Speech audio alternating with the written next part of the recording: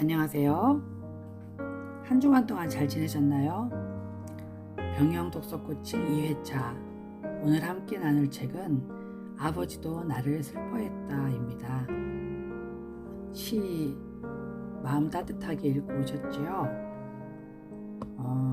오늘 나눌 시는 시에 대한 이론을 먼저 나누고 그 다음에 시를 한번 창작을 해보겠어요.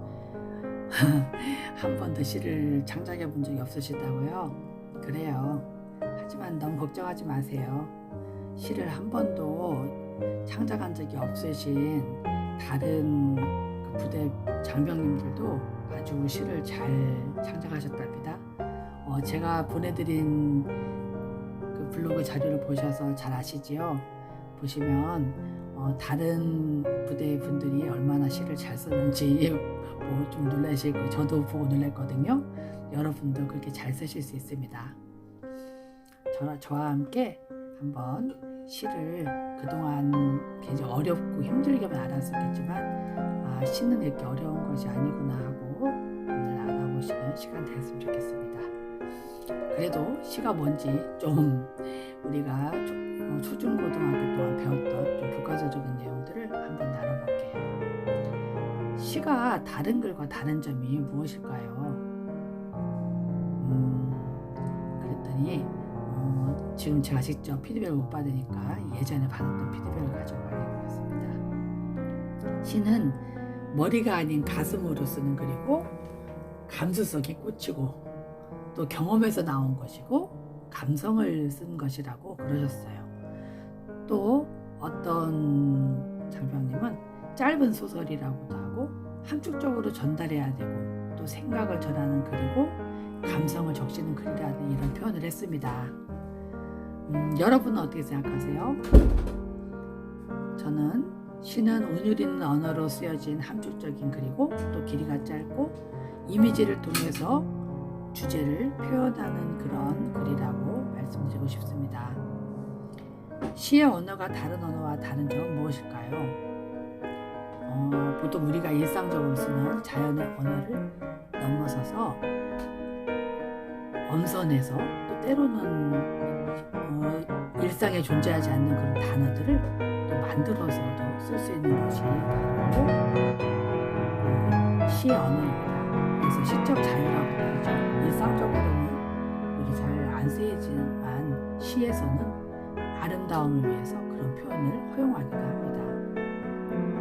자, 시의 형식적 특성을 말씀드리자면요. 시는 연과 행으로 이루어졌어요. 물론 연이 없는 시도 있어요. 산문시 같은 것은 행만 있고 연이 구분이 되어 있지 않습니다. 하지만 보통은 시들이 연과 행으로 구분이 되어 있죠. 정형시는 형식이 정해져 있는 시예요. 말 그대로죠. 형식이 정해져 있는 시.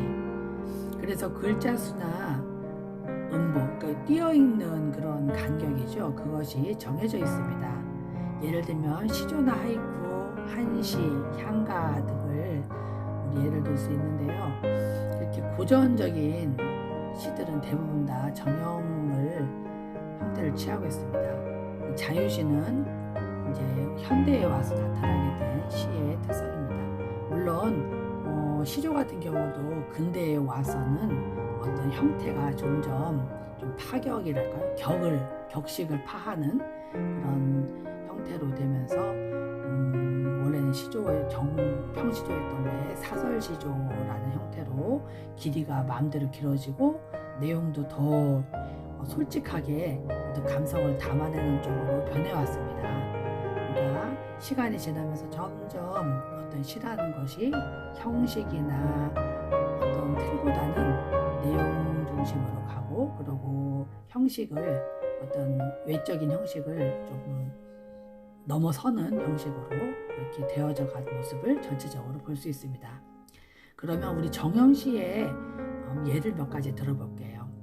이런 게 정형시구나 하고 보시겠는데요. 제가 카톡으로 보내드린 PDF 파일 보시면 나올 거예요. 우리 황진이는 아주 유명한 여주 시인인데요. 조선시대에 그 황진이의 시를 지금 노래로 많이 되어 있어요. 노래 가사로도 많이 되어 있는데 황진이가 좋아했던 그 굉장히 콧대가 높은 명기였죠. 근데 황진이가 좋아했던 그 멋진 남자가 있어요. 우리가 가끔 영화의 소재로 등장하기도 하는데요. 서경덕이라고 서화담이라는 또 그 호를 가져 있는 그런 멋진 남자가 있었습니다. 그래서 그 황진이는 서경덕을 스승으로 또 모셨다고 그래요. 뭐 연인 사이면서 또 사제지간으로 그러니까 존경했던 것 같아요. 황진이가 서경덕을 존경했던 것 같은데 한번 내용을 한번 읊어보겠습니다. 한문을 생략하고 번역본으로 제가 읽어보겠습니다.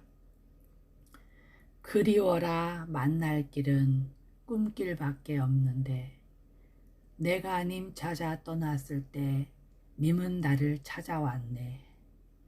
바라거니 언제일까 다음날 밤 꿈에는 같이 떠나 오가는 길에서 만나기를. 황진이가 무슨 이유인지 그 서경덕과 만나지 못하는 기간이 있었나 봐요. 그래서 꿈속에서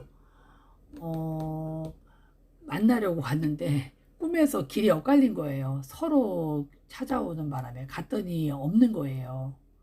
그래서 다음날 꿈에는 같이 똑같은 시간에 출발해서 중간에서 딱 만나기를. 참 너무나 드라마 같죠? 네.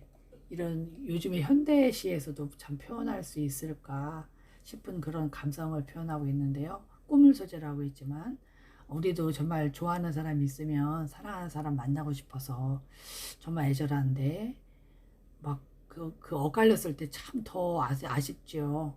그 아쉬움, 만나지 못하는 아련한 마음을 이렇게 그리움으로 표현했습니다. 그럼 한편 또 그 사랑하는 연인이었던 서경덕의 시를 보겠습니다. 마음이 어린 후이니 하는 일이 다 어리다. 만중운산의 어느 힘 오리마는 지는 잎 부른 바람에 행여 그인가 하노라. 당대 유명한 유학자였던 서경덕이 이런 시를 썼어요. 자신이 사랑하는 마음을 우리 사랑하면 참 우리가 참 이성을 잃죠. 현명했던 사람도 더 좀 단순해지고 그런 것 같아요. 너무 감성이 너무 그리운 마음이 강하다 보니까 여기서 옛날에 어린이란 말은 어리석다는 말도 있어요. 네, 그래서 자기가 생각할 때는 이 사랑하는 감정이 참 어이가 없다는 거죠.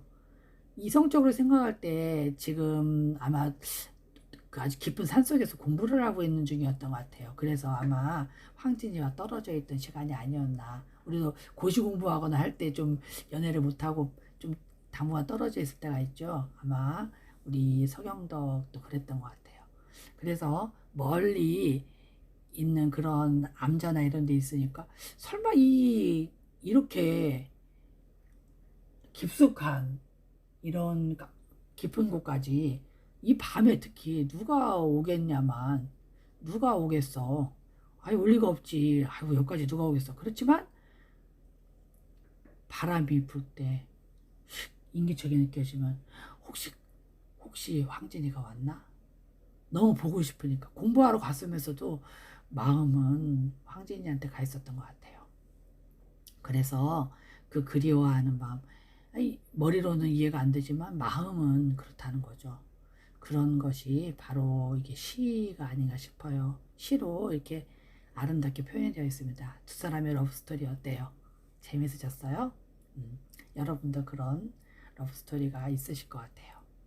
자, 이렇게 정형시의 형식을 취했지만 참 어떤 감정을 표현하는데 전혀 부족함이 없죠.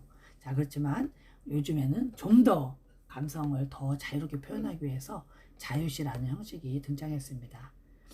자유시는 형식이 자유롭고요. 글자 수나 음보에 의한 운율이라기보다는 통사적인 구조의 반복 혹은 의문적 유사성에 의해서 운율이 느껴집니다. 무슨 말인지 많이 어렵죠? 쉽게 설명해 드릴게요. 우리 제일 유명한 시 있죠. 이거 못 외우는 분이 없는 전 국민시가 돼버렸는데요. 제가 사는 곳 근처에 저는 대전에 살고 있는데 아주 가까운 바로 옆 동네가 공주예요. 공주에서 계셨던 우리 가면은 그 풀꽃문학관이 있습니다. 거기 이런 시비가 있는데요. 나태주 시인의 풀꽃이라는 시예요. 한번 같이 읽어보겠습니다. 자세히 보아야 예쁘다. 오래 보아야 사랑스럽다. 너도 그렇다. 어때요? 참 좋죠. 이게 아주 말썽꾸러기 제자들을 보면서 그랬대요. 우리 평생을 교단에서 초등학교 선생님으로 계셨던 우리 시인이신데요. 나태주 시인이요. 아이들을 보니까 그냥 본 말썽꾸러기고 아주 시골에 주로 폐교될 만한 학교에만 주로 가셨다고 하니까 아이들이 깔끔하고 예쁘지 않고 좀 꼬질꼬질했을 수도 있겠어요. 시골 아이들이니까. 그렇지만 자세히 보면 정말 아이들이 예쁜 거예요. 그리고 오래 보면 참 사랑스러운 거예요. 그래서 우리 시인 나태주님은 그 오며 가며 학교에 난 길가에 난 풀들을 보며 풀꽃을 보며 또 제자들을 보면서 아 같구나 이런 동일시를 느꼈습니다. 그래서 시로 담았는데요. 정말 너무 멋지죠? 보시면 여기에 통사적 구조의 반복이 나와요. 자세히 보아야 예쁘다. 오래 보아야 사랑스럽다. 같은 문장 구조로 되어 있죠. 그래서 의문이 느껴져요. 그리고 보아야 뭐뭐다 그렇죠. 그래서 이거는 의문적 유사성에 의한 반복 그리고 통사적 구조 반복 두 가지가 다 아주 잘 나타나 있는 정말 짧지만 너무나 좋은 시입니다. 그래서 이런 식으로 어구나 구조가 반복되는 걸 통해서 현대의 자유시들은 운율을 느낄 수 있도록 되어 있습니다. 우리가 잘 보지 못하고 잘 모르는 것 중에 사실 알지만 이게 그런 거였어? 하고 느꼈던 그런 시의 종류에 서사시와 극시가 있습니다. 서사시는 역사적인 내용을 담고 있는데요. 연애 구분이 없습니다. 우리 일리아드 오디세이 아시죠? 호머의 일리아드 오디세이. 오디세이 이야기는 뭐 여러분들 워낙 유명한 이야기라 영화로도 많이 등장하고 그렇습니다. 오디세우스가 나오고요. 그런데 보면 페넬로페도 있죠. 그리고 여기 보면 그 눈이 하나밖에 없는 그 거인 키클롭스 이야기도 나오고 보면은 이 여러분이 잘 아는 트로이 목마 이야기 있죠. 그 트로이 목마 이야기가 다 이 오디세이하고 일리아드 오디세이에 나오는데요. 고대 그리스의 역사를 그 시의 형식으로 해서 옛날에는 이거를 책이 다 없었잖아요. 그래서 역사를 시로 해서 다 외웠다고 그래요. 시로. 이 시를 쓴 호머는 뭐 장님이었다고 하는데요. 당시에 그 그리스에 내려오는 역사들을 다 이렇게 외워서 당시 음유 시인들이 이 시를 이렇게 들려주곤 했다고 그래요. 우리도 구술로 인해서 구비문학이 발전했어요. 우리나라 이야기도 뭐 춘향전이라든지 심청전이라든지 그런 내용들이 원래 전해져 내려오던 설화가 바탕으로 된 거거든요. 예를 들면 뭐 효녀 지은 설화가 심청전이 되었다든지 뭐 그런 내용이죠. 그래서 그런 옛날부터 내려오던 설화를 바탕으로 다시 이제 만들어지는 건데 그런 과정에서 이루어진 이야기들을 바로 이제 만드는 것일 텐데요. 그렇게 이야기로 내려오는 것을 우리는 이제 구비문학이라 하는데 이 호머의 일리아드 오디세이도 이렇게 구비문학처럼 이렇게 서사시의 형태로 이어지다가 어쨌든 그게 기록이 된 겁니다. 자, 그거는 너무 길어서 제가 어쨌든 생략을 하고요. 자, 극시는 이제 한편 예를 들어서 한번 올려다 봤습니다. 성경에 보면 좀 약간 무슨 말인지 왔다 갔다 하고 좀 이해가 안 되는 게 있는데 그게 바로 이게 시라는 형식인 걸 이해를 못해서 그렇습니다. 구약성서에 보면 아가서라는 시가 있습니다. 이건 솔로몬이라는 솔로몬이 부인이 이렇게 말았다고 그래요. 뭐 부인하고 그러니까 왕후와 그 후궁을 합쳐서 거의 한 1000명의 여인이 있었다고 하는데요. 세상에 하루에 한 명씩 만나도 3년 가도 못 만날 수 있을 만큼 그렇게 많은 정말 여인이 많고 부를 누렸던 지구 역사상 가장 많은 부를 누린 사람이었다고 합니다. 그런데 이 솔로몬이 그 많은 여인 중에서 가장 사랑했던 여인이 있어요. 바로 그 여인과의 사랑 이야기를 남긴 것이 바로 아가서입니다. 참 그 수많은 1000명의 여인 중에서 과연 이 여인이 어떤 여인이었을지 사랑 이야기 중에서 사랑 이야기라고 한번 내용을 읽어볼까요? 이 이야기 남자 여자 이런 이야기는 제가 넣은 거예요. 왜냐하면 원래는 그냥 쭉 이어져 있어서 잘 구분이 안 되는데 원래 내용을 잘 읽어보시면 이렇게 남자 여자 혹은 예루살렘 사람들에서 이렇게 합창 부분하고 이렇게 남자가 하는 부분 여자가 하는 부분 나눠져 있습니다. 이렇게 마치 이렇게 오페라 생각하시면 돼요. 오페라나 오페레타 그 오라토리오처럼 이렇게 서로 역할을 구분해서 이렇게 말을 할 수 있도록 되어 있는 그런 구조입니다. 남자가 읽겠습니다. 나는 샤론에 수선하여 골짜기에 백합화로다. 여자들 중에 내 사랑은 가지나무 가운데 백합화 같도다. 그럼 이제 여자가 말하는 거예요. 남자들 중에 나의 사랑하는 자는 숲을 가운데 사과나무 같구나. 내가 그 그늘에 앉아서 심히 기뻐하였고 그 열매는 내 입에 달았도다. 그가 나를 인도하여 잔치집에 들어갔으니 그 사랑은 내 위에 깃발이로구나. 너희는 건포도로 내 힘을 돕고 사과로 나를 시원하게 하라. 내가 사랑함으로 병이 생겼음이라. 그가 왼팔로 내 머리를 고이고 오른팔로 나를 안는구나. 예루살렘 딸들아, 내가 노루와 들사슴을 두고 너희에게 부탁한다. 내 사랑이 원하기 전에는 흔들지 말고 깨우지 말지니라. 여자, 내 사랑하는 자의 목소리로구나. 보라, 그가 산에서 달리고 작은 산을 빨리 넘어오는구나. 나의 사랑하는 자는 노루와도 같고 어린 사슴과도 같아서 우리 벽 뒤에 서서 창으로 들여다보며 창살 틈으로 엿보는구나. 나의 사랑하는 자가 내게 말하여 이르기를, 남자가 이제 한 부분이에요. 나의 사랑 내 어여쁜 자야, 일어나서 함께 가자. 겨울도 지나고 비도 그쳤고 지면에는 꽃이 피고 새가 노래할 때가 이르렀는데 비둘기의 소리가 우리 땅에 들리는구나. 무화과 나무에는 푸른 열매가 익었고 포도나무는 꽃을 피워 향기를 토하는구나. 나의 사랑 나의 어여쁜 자야, 일어나서 함께 가자. 바위 틈 낭떠러지 은밀한 곳에 있는 나의 비둘기야. 내가 내 얼굴을 보게 하라. 내 소리를 듣게 하라. 내 소리는 부드럽고 내 얼굴은 아름답구나. 엄청난 고백이시고 참 묘사하는 장면도 참 아름답죠. 이 두 편의 시라고도 볼 수 있는데요. 먼저 앞에 있는 1막 부분이 한 편의 시로도 될 수 있습니다. 이거는 결혼한 부부인 이 남녀가 정말 너무나 행복하게 결혼식을 맞이하고 첫날 밤 보면은 뭐 그런 내용으로 보입니다. 참 이렇게 포근하고 행복한 시간을, 꿈결 같은 시간을 보내고 있는 내용이죠. 두 번째는 이제 그 부부가 이제 남자와 여자가 같이 이렇게 산책을 가고 싶은 그런 내용으로 보입니다. 물론 이걸 해석하는데 이거는 참 다양합니다. 이건 그냥 나오는 글 그대로 제가 볼 때 그렇다는 거예요. 여러분도 다르게 해석하실 수도 있어요. 그 남자가 와서 여자에게 말하는 거예요. 우리 밖에 나가자고, 산책 나가자고. 너무너무 아름다운, 지금 저도 한번 같이 나가보고 싶은 생각이 들더라고요. 겨울도 지나고 꽃이 피고 비도 그치고 막 그 비 온 다음에 얼마나 아름다워요. 그 멋진 장면이 떠오르는데요. 그렇게 아름다운 장면이 나오는 그런 곳으로 함께 산책을, 낭만적인 분위기가 참 무르익어 있는 그런 것을 볼 수 있습니다.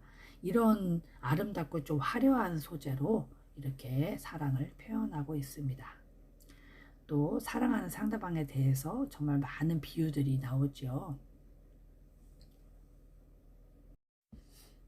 보시면 그 서로에 대해서 엄청나게 많은 그런 비유들을 하고 있어요. 이 비유의 대상들은 뭐 그 당시에 그 이스라엘에서 볼 수 있었던 그런 아름다운 자연물이에요. 보면 뭐 샤론 지방에 나는 그 골짜기에 나는 수선화와 또 백합화를 비유를 하고 있고요. 그리고 여자는 남자를 숲풀 가운데 사과나무에 비유하고 있어요. 어떨까? 이거 우리나라 치면 군계 일학점 될까요? 닭이 잔뜩 있는데 거기 하가 한 마리 있는 것처럼 풀만 잔뜩 있는데 사과나무가 하나 있어봤어요. 얼마나 눈에 띄고 싱그럽겠어요. 그죠? 그런 표현들 했고요. 그리고 그 어떤 상대방의 우월함이랄까 정말 너무나 아름다운 모습을 그렇게 표현하고 있습니다. 그리고 그냥 그 나무가 멋있기만 한 게 아니라 그 열매를 취하는 것, 그 열매를 맛보는 것, 그런 거에 대해서 또 표현이 되어 있고요. 거기 보면은 또 사랑하는 사람을 노루와 어린 사슴에 비유하고 있죠. 요즘 같으면 이렇게 노루나 어린 사슴이 창살 틈으로 엿볼 일이 없겠지만요. 저도 좀 시골에 살다 보니까 밤 너머로 가끔 산토끼가 오기도 하고 해서 이렇게 들여다보고 있었던 적이 있어요. 근데 이 당시에 이스라엘 같은 경우는 이렇게 뭐 노루나 그런 사슴들이 인가에 가까이에서 이렇게 들여다보는 일들이 있었던 것 같아요. 그래서 그런 아주 귀엽겠죠. 너무 예쁘고 사랑스럽고 그죠? 네, 그런 모습들을 이렇게 또 이제 표현했습니다.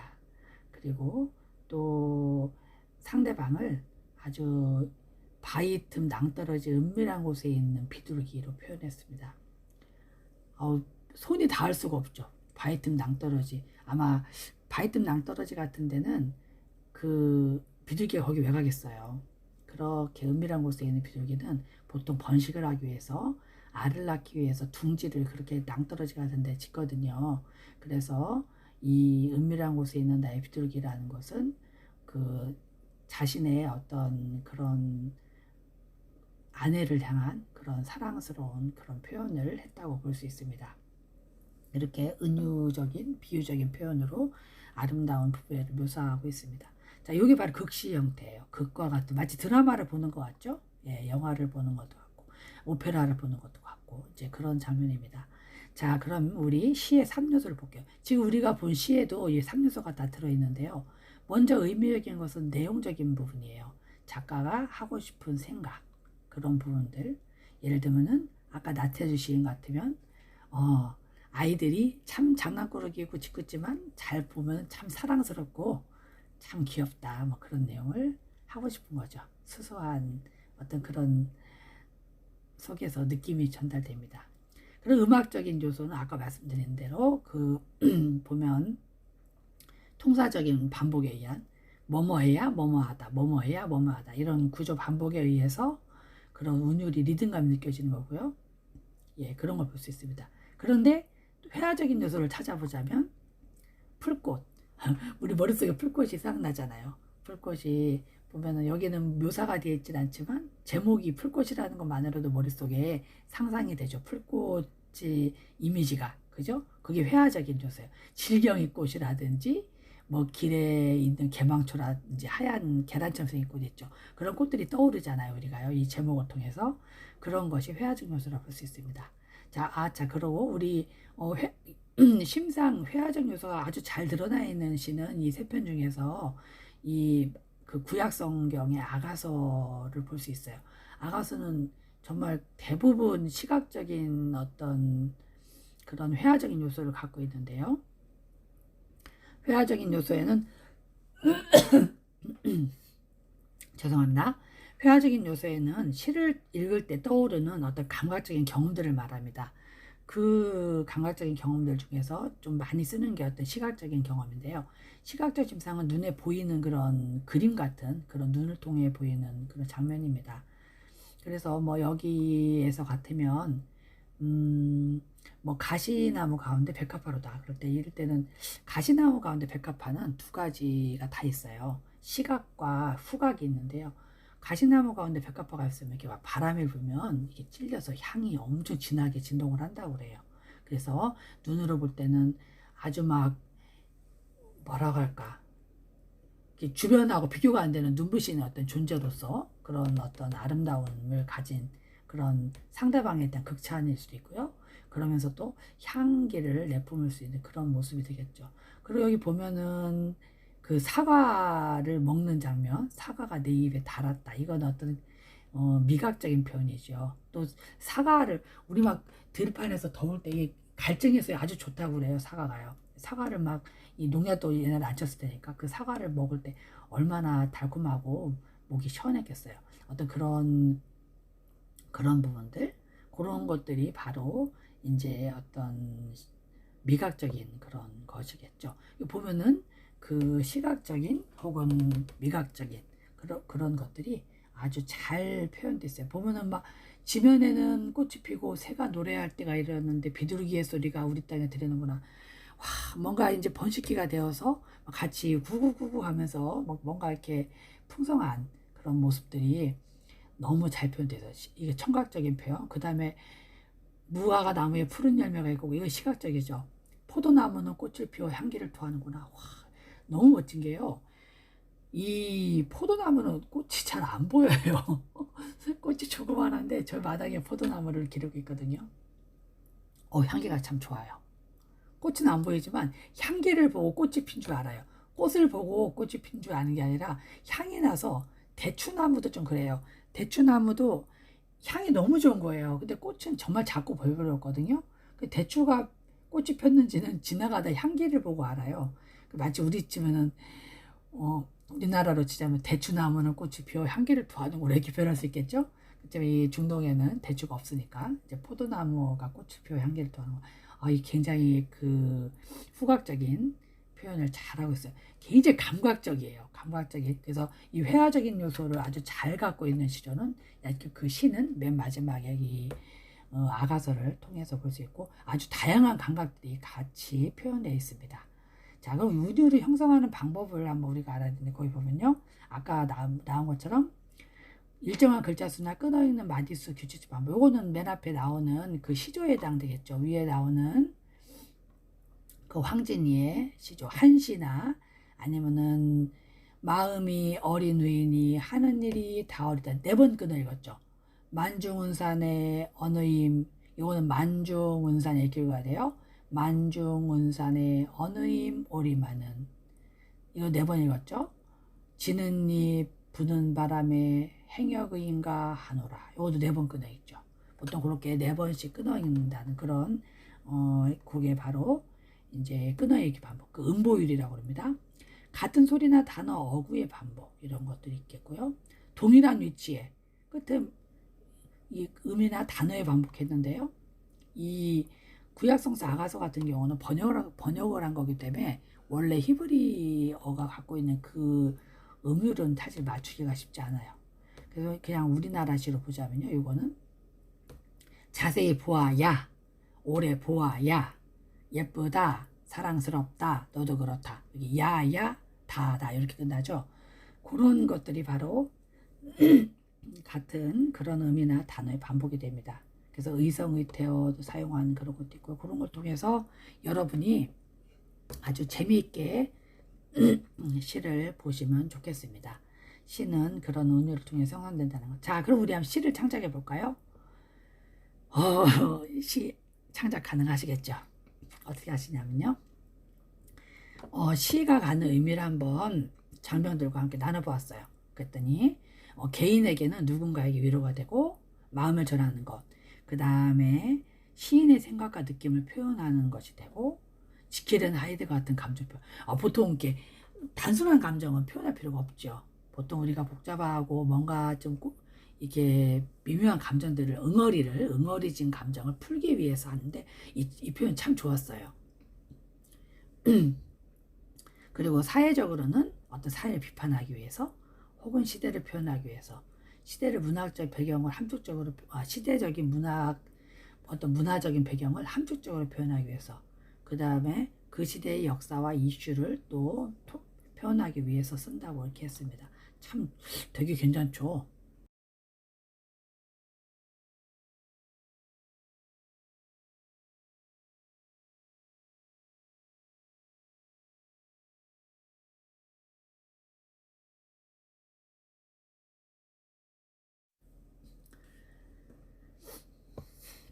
참 이렇게 좋은 의견들 냈습니다. 여러분은 시가 갖는 유익이 무엇이라고 생각하시나요? 개인에게 그리고 사회에서 사회적으로 가진 의의나 개인적 의의 뭐 여기 나와 있는 것 중에 하나일 수도 있겠고요. 또 여러분만 생각하는 뭔가 의견이 있을 수 있을 거예요. 그것들 한번 표현해 주시면 좋겠습니다. 이것도 카톡으로 남겨주시면 더 좋겠죠. 카톡으로 안 남기셔서 제가 그렇습니다. 아니면 이걸 프린트를 하셔가지고 적은 다음에 이렇게 찍어서 좀 올려주세요. 좀 궁금해서요. 우리 피드백이 또 서로 주고받는 게 있어야 좋겠죠. 우리는 초중고등학교를 거쳐서 최소 12년 동안 시를 배웠는데 왜 이렇게 이처럼 시 유익한 지 많은데도 시를 못 쓰는가요? 좀 신기하잖아요. 우리가 시를 이렇게 많이 배웠는데 1, 2년도 안 배우고 이렇게 오랫동안 배웠는데 오히려 이렇게 학교를 다 정식 학교를 다니지 않았던 조선시대에 보면요. 일상적으로 시를 막 화답하고 주고받았던 것이 굉장히 많이 나와요. 자료가요. 이렇게 부부간에 차 마시면서 술 한잔 마시면서 서로 시를 주고받았다고 그래요. 재밌죠. 그런 내용들이 뭐 문학작품에도 나오고 실제로도 문헌으로도 기록되어 있습니다. 근데 우리는 시를 못 써요. 옛날에는 그냥 앉으면 술 마시다가도 시를 쓰잖아요.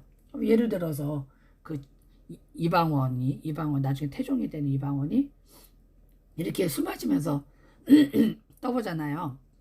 이런들 어떠하리 저런들 어떠하리 만수산 드럭치기 얽혀진들 어떠하리 우리도 이같이 얽혀서 천년만년 누리고죠. 그러죠. 그렇게 정몽주한테 떠보는 시를 하니까 아이고 고려면 없고 조선이면 어때 우리 같이 잘 지내보자 그렇게 한 얘기죠. 그때 하여가라고 보통 그러죠. 그랬더니 술을 한 잔 탁 받으면서 다시 답을 했어요. 정몽주가. 그 당시 온건파 사대부의 대표라고 볼 수 있는 정몽주예요. 이방원은 이 정몽주를 포섭을 하고 회유를 해서 자기 편을 만들어야만 그 정신적인 통일을 할 수 있는 거죠. 그래서 회유를 하려고 했는데 대답을 이렇게 했어요. 이 몸이 죽고 죽어 100번 고쳐주고 백골이 진토되어 넋이라도 있고 없고 임향한 일편단심이랴 가실 줄이 시랴. 단칼에 배워내네요. 그래서 제목이 단심가예요. 일편단심. 여기서 임은요 바로 고려 임금이에요. 자기가 죽고 죽어 100번을 고쳐주고 백골 뼈가 진토가 돼요. 흙이 돼서 넋이 있거나 없거나 임을 향한 일편단심은 가실 줄이 없대요. 참 기가 막히죠. 한 번도 아니고 100번을 죽여봐라. 내가 마음이 변하다. 나는 절대로 내 마음이 안 바뀔 거야 라고 단칼에 이렇게 못 박는 정몽주를 못하겠어요. 살려주면 안 되잖아요.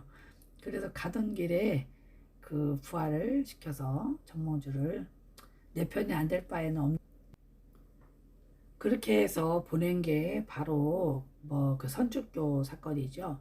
자, 그렇게 보세요. 시가 그냥 즉석에서 지어진 거예요. 무슨 집에서 숙제로 해오고 그런 게 아니라 술을 한 잔 마시는 줄 막 기다리나요, 우리? 술을 막 기다리는 게 아니에요. 그냥 막 술 한 잔 마실 때 그냥 막 마시잖아요. 그래서 그 찰나에 시가 즉석에서 떠오를 정도로 정말 시를 많이 썼습니다. 그런데 우리는 왜 시를 못 쓰죠? 우리가 시를 못 쓰는 이유. 한번 장교원들한테 여쭤봤어요. 그랬더니 그분들 그러더라고요. 함축적으로 쓰라고 해서. 뭘 함축적으로 어떻게 쓰라는 거야? 두 번째 이유. 형식에 맞춰서 써야 할 것 같아서. 뭔가 내가 이렇게 써도 되나? 이게 시인가? 형식이 안 맞을 것 같은데. 그래서 내용을 쓰기도 전에 그냥 여기서 질려가지고 출발조차 못한다는 거예요. 그래서 이게 문제구나. 참 아이한테 뭐 같으냐면 마치 처음에 밥 먹는데 자 젓가락질 똑바로 하고 절대 밥을 흘리면 안 돼. 그렇게 해서 먹으라고 아이한테 처음에 젓가락질과 숟가락질을 가르치는 거와 똑같은 일이에요. 참 미련하죠. 왜 우리는 그렇게 할까요? 시를 이론만 하고 밥을 어떻게 먹어야 되는지 밥의 종류는 무엇인지 밥의 재료가 어떻게 되고 먹으면 영양소가 어떤지 잔뜩 배우는데 막상 밥을 먹을 수 있게 안 줘요. 구경만 해 구경만. 그리고 나중에 시를 써보라면 당연히 밥을 먹으라면 밥을 못 먹겠죠. 자 숟가락질 겁나서 하겠어요. 가만히 있으면서 이모님처럼 떠주는 것만 먹어야겠죠. 좀 바람직하지 않은 것 같아요. 자 위에 까닭에 공감이 가시죠 많이. 네. 그래서 이제 이를 극복하고 오로지 이미지를 떠올려서 시를 쓰는데 집중해 보도록 하겠어요. 다듬는 거 그 다음이죠. 일단 숟가락 없으면 손으로라도 먹어야죠. 그죠? 막 먹다 보면은 아니면 그냥 숟가락질 못하겠으면 막 마셔요. 그냥 국그릇에 퍼서 마셔도 돼요. 괜찮아요. 배가 고픈데 먹고 봐야 될 거 아니에요. 그죠? 일단 쓰고 봐야죠. 그죠? 자, 그래서 일단은 쓰고 봅니다. 우리가. 자, 그래서 어떻게 쓰시냐? 무엇에 대해서 생각나는 것. 뭐가 기억날까요? 장면, 어떤 소리, 냄새, 감촉, 맛을 총동원해서 그것에 대한 내 마음을 담아 그때 그걸 보고서 내가 느낀 마음이 있잖아요. 그죠? 그걸 보고 생각난 마음. 그 마음을 그냥 담으려면 난 누구를 사랑했다. 안 느껴지잖아요. 걔가 너무 좋아, 멋져. 근데 멋진 게 안 느껴져. 여기서 보면 무슨 숲풀 가운데 사과나무, 가시나무 사이 백합화, 뭐 이런 표현처럼 여기서 지금 뭐 아니면 풀꽃 이런 것처럼 이렇게 뭔가 좀 내 마음을 담을 수 있는 대상을 찾아야 돼요. 그게 장면이 될 수도 있고 소리가 될 수도 있고 냄새나 감촉 맛이 다 될 수 있어요. 그걸 갖다가 내 마음을 표현하기 위해서 그걸 찾는 거예요. 그 기억을.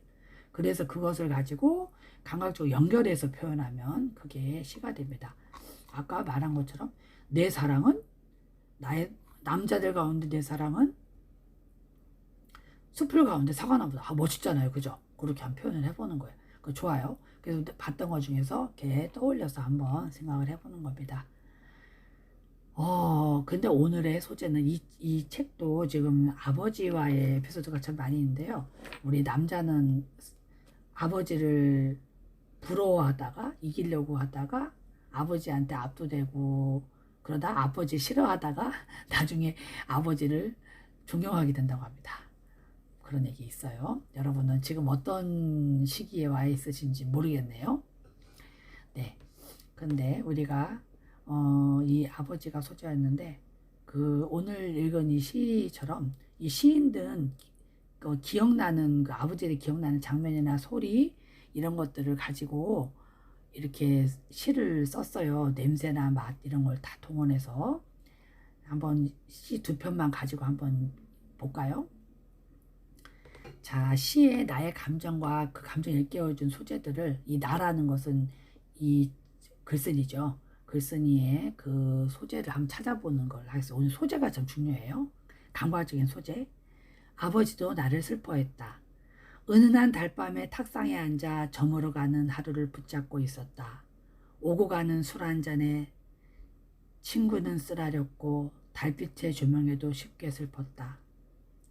배운 말은 많은데 위로해 줄 언어가 없었다. 단지 취할 뿐이었다. 돌아가는 친구의 주머니에 가지고 있던 배춧잎 몇 장을 넣었다. 친구가 떠난 자리는 공허하고 추웠다. 무심결에 주머니에 손을 넣었다. 지금은 없어야 할 배춧잎이 있었다. 그때 그날 아버지도 내가 슬펐나 보다. 우연히 주머니에 든 돈을 통해 친구와의 만남을 통해 아버지의 마음을 느끼게 된 그런 사연이죠. 여기 보면은요, 감각적인 소재가 어떤 것이 있죠? 보면 은은한 달밤에 술 마시면서 친구가 괴로워하는 장면들, 뭐 달빛 조명, 배춧잎, 술 한 잔에 쓰라린 친구, 쓰러진 친구일 수 있겠지만 굉장히 쓰라려 하던 친구, 마음이 쓰라렸겠죠. 술 한 잔에 뭐 쓰라렸겠어요. 네. 친구가 떠난 자리는 공허하고 추웠다 이렇게 했거든요. 그래서 친구는 이렇게 그 장면들을 가지고 주머니에 생각지 못한 남아있는 돈을 통해 아버지가 나에게 하고 싶었던 것 그것을 전달해 주고 있습니다. 자, 은은한 달밤 달빛 조명 이렇게 했는데요. 한 번의 시를 다시 또 보겠습니다. 해맑은 아이 놀이기구에 시선을 빼앗긴 그를 보고 함께 롤러코스터를 탄 적이 있다. 그는 나처럼 좋아했고 그는 나처럼 해맑았다. 긴 세월 동안 나는 아버지를 아버지라 부르며 아버지로 정의하고 있었다. 그가 가슴속에 간직했던 해맑은 아이는 까마득히 모른 채. 하하, 여기서 그는 누구이죠? 아버지죠. 아버지가 말을 못하고 이렇게 놀이기구를 쳐다보고 아마 한 번도 못 타보고 잘하셨을지도 몰라요. 아버지는요. 그래서 그걸 보고서 함께 롤러코스터를 탔대요. 지은이가. 그런데 너무너무 좋아하고 행복한 해맑은 모습을 보면서 아버지 안에도 해맑은 아이가 있었구나. 그걸 알게 된 거예요. 그래서 그 느꼈던 건데요. 이 시에서 감각적인 소재들이 어떤 게 있을까요? 한번 찾아보셨나요? 일단 시각적으로 뭐가 있나요? 아버지의 옆모습이죠. 놀이기구의 시선을 빼앗긴 그의 모습. 그 모습을 물론 앞에서 본 건 아니고 옆이나 뒤에서 봤을 거예요. 앞에서 봤으면 민망해서 아마 얼굴 돌리셨겠죠? 자, 그렇게 해서 그러면서 함께 또 롤러코스터를 타면서 좋아했던 그 해맑은 모습, 그 모습들, 그 밝고 찬란한 표정이 바로 눈에 보였던 그 모습이 이 지은이가 찾은 감각적 소재들입니다. 그걸 통해서 아버지를 모르고 지낸 아버지 모습들에 대해서 시를 썼습니다. 자, 잘 찾으셨어요. 자, 그러면 여러분도 이제 여러분 시간입니다. 내가 아버지와 경험한 그 기억을 한번 떠올려 보는 거예요. 뭐 이게 엉킨 거 있잖아요. 슬플 수도 있고 안타깝거나 혹은 즐거운 기억일 수도 있어요. 그 기억들을 잘 적어보세요. 아버지에 대해서 기억나는 장면과 소리, 냄새, 감촉, 또 맛도 있죠. 그걸 총동원해서 내 피부에 느꼈던 뭐 그런 감촉일 수도 있어요. 아니면 어떤 이렇게 힘 같은 거. 어쨌든 그런 것들에 대한 나의 마음을 담아서 감각적으로 일깨워서 표현하면 되는데요. 일단은 표현하시기 전에 감각을 찾아보세요. 어떤 기억이 내 마음에 저장되어 있는지 그 기억들을 한번 찾아보는 거예요. 제가 그림책 만들기를 하는데요. 인생 그림책 만들기를 할 때 아버지에 관한 이런 그림을 그릴 때 우리는 그림으로 많이 그려요. 아버지와 함께 지냈던 어떤 추억의 장면을 떠올려 보자 그러거든요.